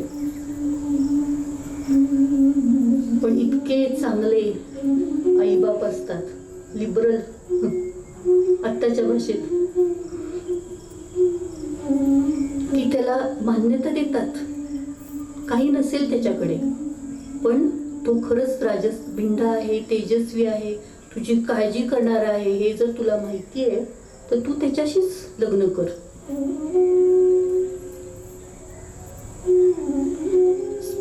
त्याच वेळेला स्वयंवरासाठी साऱ्या राज्यातले राजकुमार दाखल झालेले असतात. पण मग आता या राजकुमारांना काय सांगायचं की तिने वर स्वतःचा केलेला आहे, नेमलेला आहे, तुम्ही जा परत. पूर्वी खूप महिने मुक्काम करायला यायचे ना, तुम्ही जा परत असं सांगायचं. आता स्वयंवर कॅन्सल. मग युक्तीने राजा मंत्री साऱ्यांना सांगतात की असं असं आहे, तिने वर नेमलेला आहे, आपल्याला काहीही प्रॉब्लेम असला तर आम्हाला सांगा, आम्ही सगळे तुमचं पाहुणचार केलेलाच आहे. आता स्वयंवर आहे तर तुम्ही पण त्यांना अक्षता टाकायला थांबा. पण राजकुमार ते राजकुमारच ना, ऐकणार का ते? त्याच्यातले काही होते, त्यांना पटलं, ठीक आहे. जसं की देवी भागवतात उल्लेख आहे, केरळाचा राजकुमार, केरळाचा लिहिलेला आहे. तो समजूतदार होता, तो बाकीच्यांची समजूत काढायला लागला. हो हो बरोबर आहे जे आहे ते. पण त्याच वेळेला तो जो सुदर्शनाचा भाऊ होता, शत्रुजित, सावत्र भाऊ, तो पण आलेला तिथे. शत्रुजित थोडा ऐकतोय आणि त्याला माहिती होतं की जो वरलेला आहे तो त्याचा भाऊच आहे. शत्रुजित म्हणाला, नाही मी कुठलाही. आणि शत्रुजित बरोबर त्याचे आजोबा पण होते, त्यांनी युद्धात त्या दुसऱ्या आजोबांना मारलेलं. दोघं ह्याला पेटले आणि नेहमीप्रमाणे मागच्याच नीतीनुसार त्यांनी मोठं सैन्य जमा केलं. कसं करतोय बघू विवाह. सारं सैन्य जमा केलं, खूप लोक आपल्या साईडला जमा केले आणि वाट अडवूनच बसणार या नवीन जोडप्याची असं ठरलं होतं. अशा वेळेला या राजाने पुन्हा देवीचा पुकारा केला. खूप प्रसंग बिकट होता. मुलीला पण मारायला निघाले आणि नवीन नवरदेवाला पण मारायला निघाले हे सारे लोक. सारं एवढं मोठं सैन्य पुढं आहे.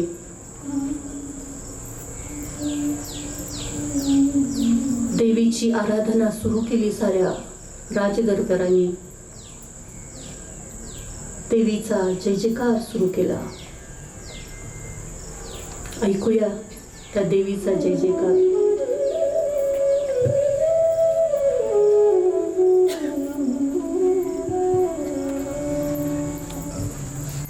माया भगवती महालक्ष्मी जगती अनादि सिद्ध मूळ प्रकृती बया दारुघर दारुघर दारुघर बया दारुघर.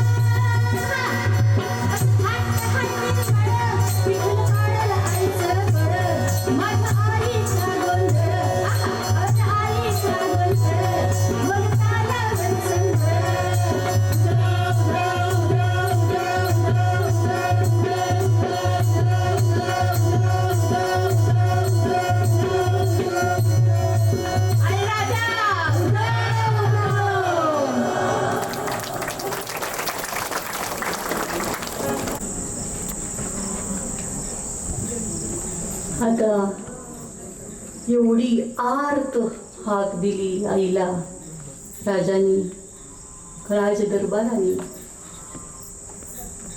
ती दयाशील मा, करुणामयी मा प्रत्यक्ष साकार झाली त्या क्षणी. आणि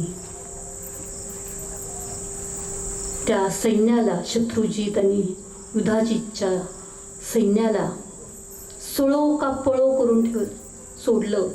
या छोट्याशा सैन्याने आईच्या चेतनेने, आई जगदंबेच्या चेतनेने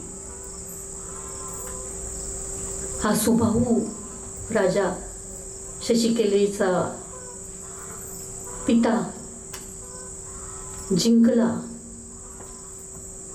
आणि शशिकला आणि सुदर्शनच्या ची वाट मोकळी झाली. आई जगदंबेची कृपा अशी सारे म्हणू लागले. आणि याच वेळेला आई समोर आहे साक्षात. सुबाहूने, हा काशीचा राजा होता त्यावेळेला, शशिकलेचा पिता, सुबाहूने आईला विनंती केली, हे माते, हे दुर्गे माते, हे दुर्गा माते, माझी एकच विनंती आहे आता, तू या काशी क्षेत्री स्वतःला स्थापन कर, तू इथेच राहा कायमची. आणि ती त्यावेळेपासून दुर्गा मा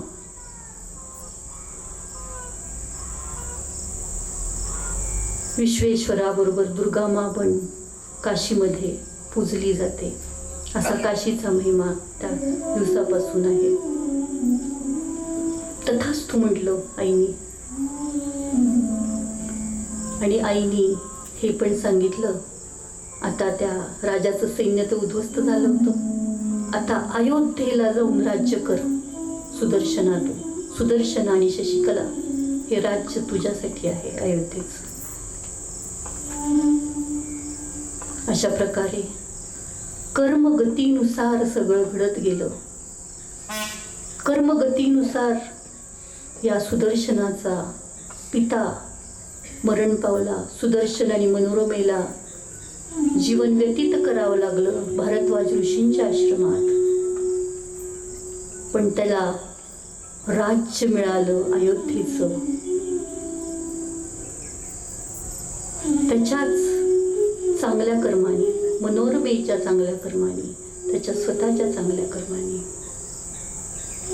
आणि देवीच्या कृपेने सर्वत्र आनंदी आनंद झाला. अशी ही कथा व्यासजींनी जन्मजयला सांगितली. आणि म्हणून जन्मजय, तू त्या आईला शरण जा. जन्मजय विचारतो, तुम्ही सांगितलंय व्यासजी की नवरात्रात फळ मिळतो, मानस यज्ञ करायचा, त्रिगुणात्मक सारं आहे, हे सारं कळलं मला. तो कसा करायचा यज्ञ हे पण सांगितलंय आपण. आता कुठलं दान करायचं, काय करायचं अजून सांगा. त्यांनी सांगितलं की कुमारिकांनाचं पूजन हे खूप महत्त्वाचं असतं नवरात्रात. ते एक दानच आहे. त्यांना वस्त्र, हळद कुंकू, भेटवस्तू, सुगंधी द्रव्य देऊन जेव्हा आपण खुश करतो तेव्हा देवीही खुश होते.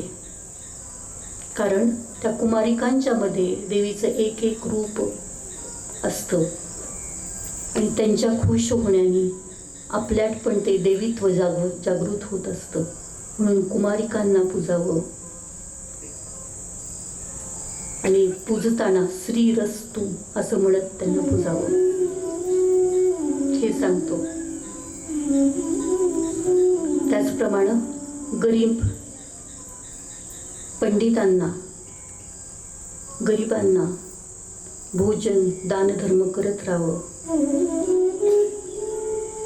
या साऱ्या परोपकार, दया, क्षमा, शांती आणि प्रेम, सर्वांप्रती प्रेम जागृत केल्याने आपल्यालाही त्या देवी तत्वाचा लाभ होतो आणि देवी आपल्याला प्रसन्न होते आपल्यावर. म्हणून सेवेला महत्व आहे म्हणतात ना. जसं साधनेला महत्व आहे तसं सेवेलाही महत्व आहे. अंतःकरणात मानस पूजेने बघून देवी आपल्याला प्रसन्न होते. तशीच जशा साधनेने होते तशी सेवेनेही होते असं सांगतात व्यासजी पुढे. आणि कथा पुढे पुढे वाढतच जाते. अजून काही शंका आहेत जन्मेजयच्या. त्या शंका आहे पुढच्या स्कंदाला सुरुवात करूया आपण उद्या 4थ्या आणि 5व्या. त्यावेळेला आणखी काही अशा कथा बघूया जेणेकरून देवीचा महिमा, अपरंपार महिमा आपण आपल्या हृदयात घेऊया उद्या आणि परवा. आणि सेवेचा विषय निघालाय, देवी सेवा आहे, तेव्हा जास्तीत जास्त लोकांना आपल्याबरोबर सामील करून घ्या. ही पण एक मोठी सेवा आहे ना. उद्या 4 वाजता आपण सुरू करतो 4:30ला. कारण 4 वाजता सांगितलं की हळूहळू येईपर्यंत वाट बघत जाते. मग 4:30 वाजतात. पण आपण 4:30लाच यावं. साऱ्यांना सामील करून घ्यावे. असं म्हणतात नवरात्रातले पहिले 3 दिवस असतात ना, त्यावेळेला एनर्जी असते ना, शक्ती, ती थोडीशी हेवायर अशी स्थिर झालेली नसते. म्हणून ती कालीची शक्ती असते. नंतरचे पुढचे 3 दिवस ती महालक्ष्मीची शक्ती होती आणि शेवटचे 3 दिवस ती सरस्वतीची शक्ती होती. अशी ही दुर्गामाची एकत्रित शक्ती दुर्गामाला समर्पित आहे. तर उद्या 4थ्या दिवसाचं महत्व आहे. एक खूप सांगितलंय. 4थ्या ललिता पंचमी 5व्या दिवसाचं पण खूप महत्व सांगितलंय. आणि षष्ठीला आपण षष्ठी देवीचं आख्यान ऐकणार आहोत. आणि देवी गीता जी संपूर्ण आहे ती षष्ठी आणि सप्तमीला होईल.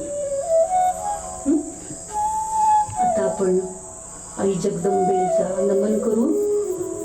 आपण आरतीद्वारे नमन करूया आणि उद्या भेटूया. जगदंब.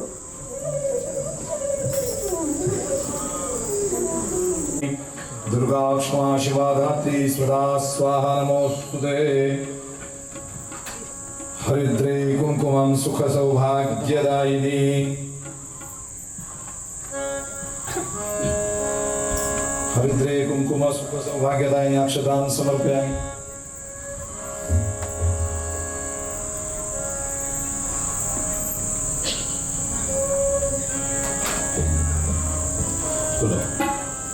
ऋतुकालोद्भव सुपुष्पं समर्पयामि. माल्यादीनि सुगन्धीनि मालत्यादिमय प्रभो मया वृतानि पूजार्थं पुष्पोऽयं प्रतिगृह्यताम्. सेवन्तिकापकुलचम्पलपाटलाब्जै उन्नागजातिकरविरसालपुष्पैः बिल्वप्रवालतुलसीमालतिभ्यां त्वां पूजयामि. जगदीश्वर मे प्रसीद.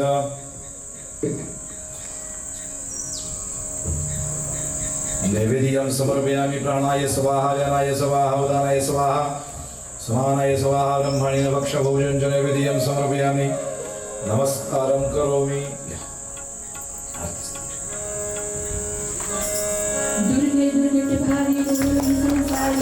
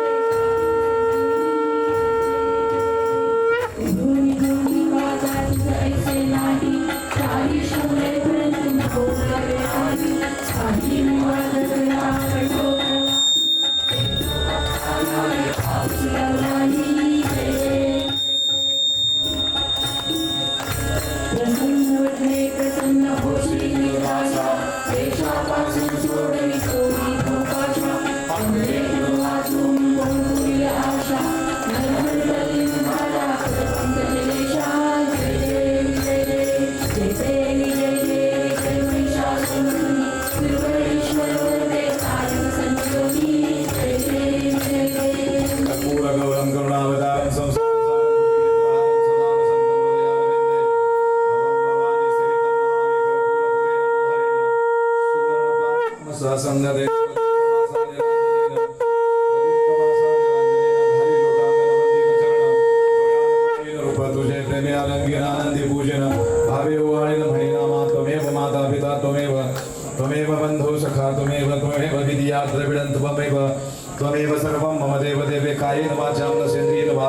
बुद्धात्मनामा प्रकृतिस्वभावा करोमि यज्ञं सकलं परस्मै नारायणाधीन समर्पयाम्यच्युतं केशवं रामनारायणं कृष्णदामोदरं वासुदेवं हरे श्रीधरं माधवं गोपिकावल्लभं जानकीनायकं रामचन्द्रं भजे हरे राम राम राम हरे हरे हरे कृष्ण कृष्ण कृष्ण हरे हरे हरे राम राम राम हरे हरे हरे कृष्ण कृष्ण कृष्ण हरे हरे हरि ओम गणानां त्वा गणपतिं हवामहे कविं कवीनामुपमस्तरं ज्येष्ठराजं ब्रह्मणः शृण्वन्तिभिः सिद्धसाधनं हरि ओम यज्ञेन यज्ञमयजन्त देवास्थानि धर्माणि प्रथमान्यासन्न तेहनाकं महिमाना सचन्द्रत्र पूर्वे साधिया सन्ति देवाः ओम राजाधिराजाय प्रसय्य साहिने नमो वयं मयि श्रवणाय कुर्महे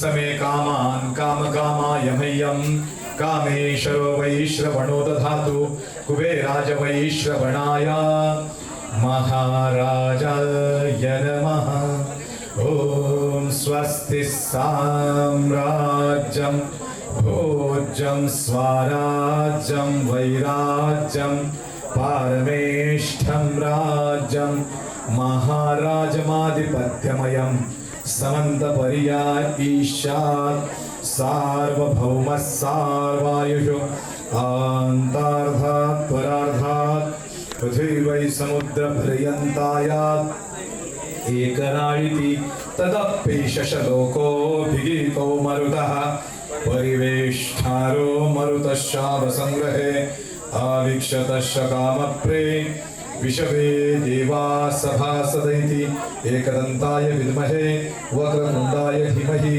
तन्नो दन्ति प्रचोदयात् महाकाली महालक्ष्मी महासरस्वती जगज्जननी जगदंबा राजराजेश्वरी आई भगवती महात्रिपुर सुंदरी ललितंबा माता देवता दुर्गा माता देवता मंत्र पुष्पांजलि समर्पयामि आई राधा उदे उदे तुळजा भवानी माता की जय ऐकलायचं सांग बरे